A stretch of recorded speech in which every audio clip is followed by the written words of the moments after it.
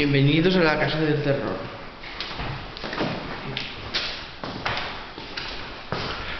Detrás de esta puerta se esconde el mayor científico del mundo.